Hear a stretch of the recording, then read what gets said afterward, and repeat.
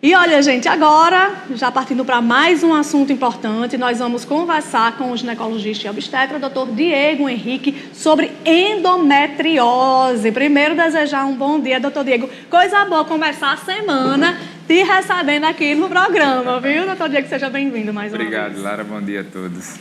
Pois é, gente, endometriose que afeta tantas mulheres, né? O doutor Diego estava vendo aqui que no mundo e no Brasil impactam aí 186 milhões, diga aí, de mulheres, né? Respectivamente. É uma doença, né, complicada, crônica e dolorosa, né, que afeta a qualidade de vida, né, e pode impactar até na questão da fertilidade, né? Mas vamos entender direitinho, deixar que o profissional explique para a gente o que é a endometriose, doutor Diego. Certo. A endometriose, Lara, é uma doença, como você falou, é uma doença benigna, mas ela é crônica evolutiva, né? Ela é células do endométrio, que é a parte interna do útero, que a gente ainda não sabe bem o motivo, que ela segue um sentido retrógrado, uma menstruação retrógrada, e ela se implanta em qualquer parte do corpo, né? Atrás do colo do útero, no intestino, nos rins, no diafragma, na bexiga, e daí vem os sintomas, porque essas células, elas são hormônio dependentes, elas reagem ao estímulo hormonal, assim como o endométrio, né? Eu digo que é como se fosse uma metástase benigna das células endometriais, que é a face interna do útero, tá certo? E como ela é responsiva ao hormônio, ela está meio que restrita ao período do menacme, que é o período que a mulher, a fase reprodutiva da mulher, em que a mulher menstrua. Então ela cicla, ela alimenta a doença, e essa doença ela vai aumentando. Tá, no caso, a mulher que tem endometriose, já na primeira menstruação, já vai ter os sintomas? Não necessariamente, né? Existe sim um perfil de mulheres que tem maior propensão a isso. Isso a gente também não consegue dizer, especificar, você vai ter endometriose, não é assim, né? Porque existem fatores de risco que a gente sabe quais são, mas quem vai desenvolver não. E não necessariamente da primeira menstruação, né? Isso é ao longo da vida reprodutiva, como eu falei, por ser hormônio dependente. Mas a gente sabe que está relacionado ao estilo de vida, né? Então, como assim? A nossa alimentação é uma doença inflamatória. Então, a obesidade, o estresse, tudo isso pode ser campo fértil para o desenvolvimento da endometriose. Assim como a mudança, a gente fala muito disso aqui, a mudança do perfil da mulher atual, né? Então, ela retardou a gestação, né? Ela diminuiu o número de prole, porque a gestação é fator protetor para a endometriose. Quanto mais gestação você teve, menos exposição ao estrógeno você teve, menor o risco de você ter a doença, né? E o aleitamento também protege. Então, reduzir o número de prole mais tarde, maior estresse, mais de 50% da população sobrepeso e obesidade, como eu acabei de falar, é um fator pró-inflamatório, isso favorece, isso além de fatores genéticos, tá certo? Então, é um perfil da mulher, mas quem vai desenvolver a gente não sabe. Pode ser que a gente tenha um paciente que com 21 anos perdeu o rim. Ela é benigna, mas ela tem complicações graves, ela maltrata. Eu digo que ela não mata, mas ela maltrata. Então, 21 anos perdeu o rim, né? Por conta de uma endometriose precoce, né? Cedo. O tempo de evolução da doença a gente também não consegue precisar. Então, você pode ter um nódulo pequeno, com bastante sintomatologia, ou a mulher pode estar tomada de endometriose e ser assintomática. No entanto, o controle da doença ela é fundamental. Quais são os sinais que servem, então, de alerta para já fazer essa investigação? Como você muito bem falou, né? A dor pélvica talvez seja o principal. Durante, né, a menstruação? Ou depois? Como ela é hormônio dependente, sim. Mas a gente não pode deixar de orientar ou de pensar, porque esse é um problema. Eu acho que você vai fazer essa pergunta. É um problema. É quando a gente deve investigar. E quanto mais precoce, melhor. Então, dor pélvica precisa ser avaliada. Ponto final.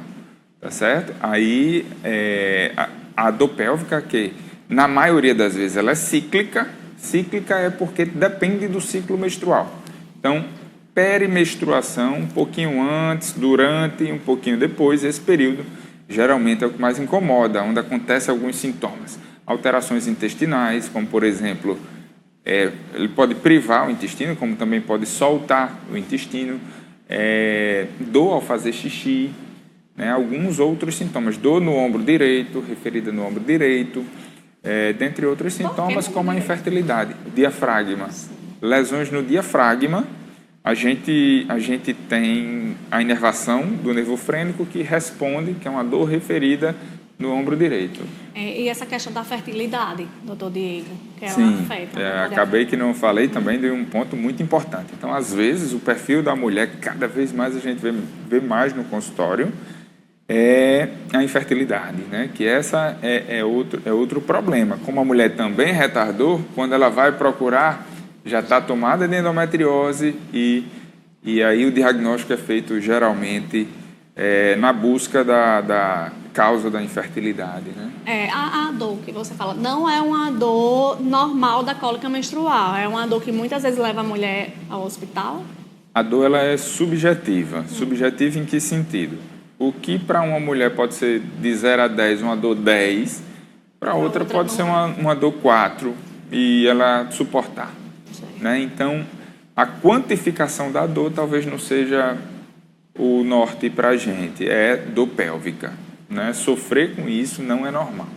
Né? Precisa ser avaliado. A gente entra num problema, Lara, vou aproveitar o gancho, que seria do diagnóstico. Né?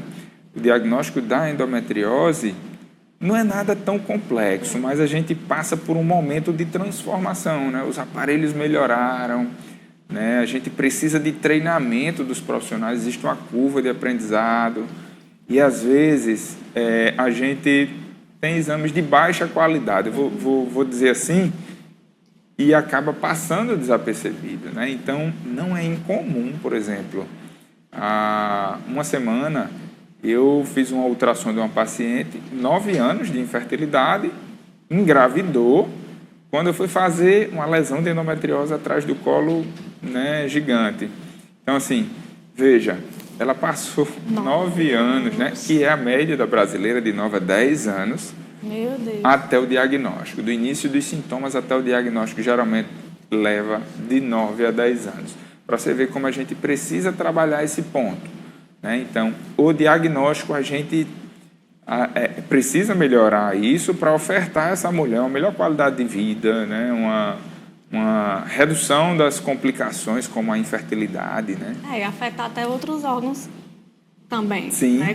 Começar esse tratamento, né? Sem dúvida, essa mulher que passou aí 9 anos poderia, né, ter tido, né, evitado, né? Poderia ter sido evitado aí tantas questões que foram afetadas na vida dela. E aí, diante desse diagnóstico, isso é muito importante falar, né, nessa assertividade do diagnóstico, né? Por isso que é sempre bom procurar bons profissionais, né, que tenham equipamentos cada vez mais modernos para ajudar nesse sentido.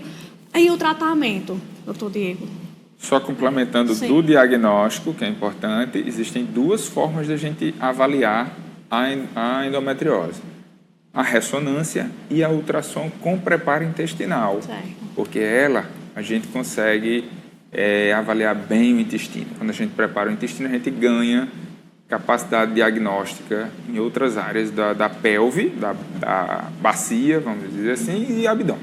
Certo? Então, elas se complementam, não existe um melhor do que o outro, um é melhor no negócio, outro é melhor no outro, e a ultrassom avançou absurdamente, certo? Então, hoje nós temos um exame dinâmico, que é a ultrassom e a ressonância, eles se complementam.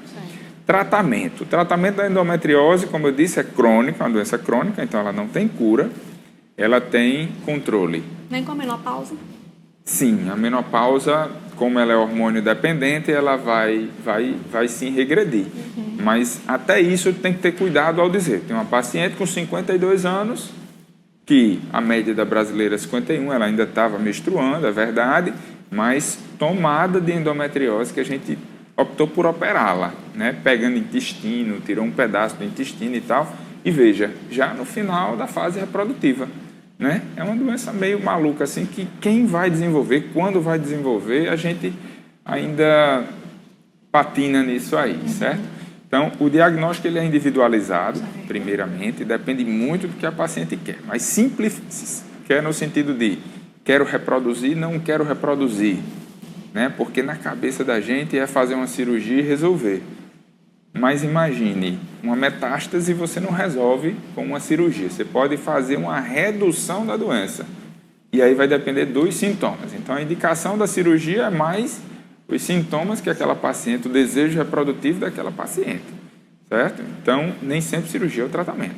Mas sim, o bloqueio hormonal.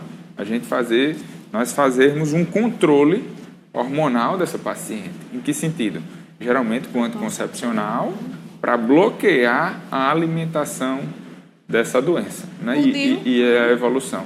O DIU, Mirena, porque é progesterona. Aí sim, mas o não hormonal não é uma boa indicação, já que ele não vai bloquear o eixo hormonal dessa paciente. Essa paciente vai continuar ciclando e alimentando a doença, além de trazer um aumento do fluxo e de cólica. Aí, no caso, se essa mulher começou a fazer o tratamento, teve aí melhora, enfim, aí só que quer engravidar. E aí, vai se parar o anticoncepcional, aí volta, tem o risco de voltar esses... Sim, por isso que é preciso fazer assistida. Né? Eu vou dizer, mas depende muito da idade dessa paciente, do acometimento da doença. Mas, a grosso modo, o que é que eu faço? Uma paciente que tem um diagnóstico de endometriose e vinha ali bloqueada, a gente libera essa paciente, organiza a casa toda, né? Libera para essa paciente engravidar e dá um tempo menor do que o habitual, dá um tempo de 6 meses para ela engravidar naturalmente, porque ter endometriose não necessariamente é infertilidade, tá certo? Isso é aproximadamente 85% das pacientes. Então, eu tenho um caso também, que a paciente fez o diagnóstico da endometriose e a paciente diz, mas eu engravidei, mas pode engravidar. Né? Em 15% dos casos, a gente pode sim engravidar espontaneamente e tudo bem, e graças a Deus, né? Mas hoje nós temos, caso essa paciente, porque é uma doença inflamatória adesiva, então pode obstruir trompa, modificar a estrutura anatômica pélvica e isso gerar dificuldade. Então, às vezes a gente vai lá na cirurgia, faz a citorredução da doença, reposiciona, checa a trompa, organiza a pelve dessa paciente e libera ela para engravidar. É interessante ter um acompanhamento mais de perto, por exemplo. O ideal é anualmente, pelo menos, toda mulher ir ao ginecologista, né? Mas essa mulher com endometriose, é recomendado que tenha um acompanhamento num espaço de tempo menor? Sim, mas assim, o mais importante... Por causa da endometriose. Isso. O mais importante é bloquear a evolução da doença, certo? Então, eu nem me preocupo com antecipar uma consulta, mas sim fazer o bloqueio da evolução dessa doença. Né? Porque se você não bloqueia essa doença, a gente não... Pode ser que você curse o resto da vida com aquele nódulozinho, aquela doença naquele nível, mas ela pode avançar. E quem vai avançar, quanto vai avançar, nós não sabemos. Tá certo? Então, o mais importante é bloquear. Se a paciente está bloqueada, é tudo que a gente pode fazer. Né? É tudo que a gente pode fazer. Ela pode evoluir assim? Na medicina sempre. Que pode acontecer. Pode, mas isso não é o comum. Certo? Para a gente não assustar, isso não é o comum, graças a Deus. Hoje nós avançamos bastante nesse ponto, nas opções de anticoncepcionais, né? E a gente consegue bloquear, sim, na maioria das vezes, essa doença. E aí, aliada a isso, se é uma paciente que está ali com sobrepeso, obesidade, aí pede para mudar esse estilo de vida também, para reduzir, né? Sim, essa questão do peso que afeta, né, doutor Diego? Perfeito. Afeta sim.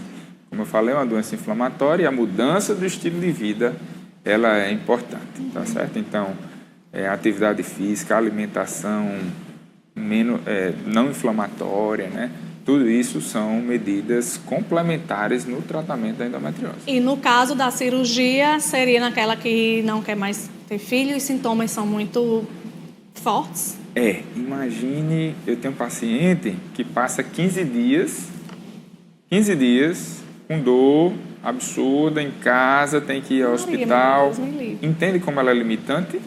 Essa paciente, se você não tiver uma resposta clínica adequada com o uso do anticoncepcional e bloquear essa doença, porque isso a gente atinge na maioria das vezes, graças a Deus, ela precisa operar para reduzir a doença, reduzir aquela doença e melhorar a qualidade de vida dessa paciente. A questão-chave é qualidade de vida, né? Aí o desejo reprodutivo, junto a uma equipe multidisciplinar, geralmente, para abordar essa paciente, como você falou, precisa de uma nutricionista para cuidar dessa parte, um educador físico, né?